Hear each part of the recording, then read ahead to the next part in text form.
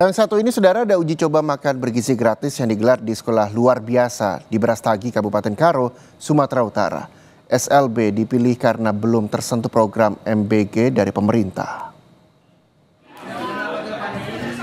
Sekolah luar biasa Brastagi di Kabupaten Karo, Sumatera Utara menjadi salah satu sekolah sasaran untuk uji coba makan bergizi gratis.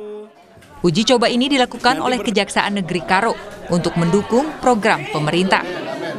Dalam uji coba ini, 60 siswa jadi penerima makan bergizi gratis.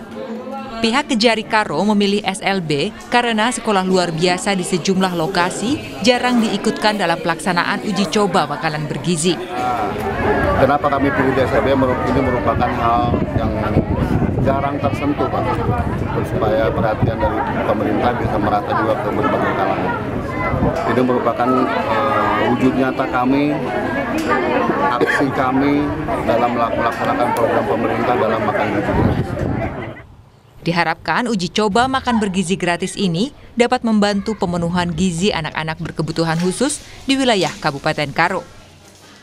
Hendri Setiawan, Kompas TV, Karo, Sumatera Utara.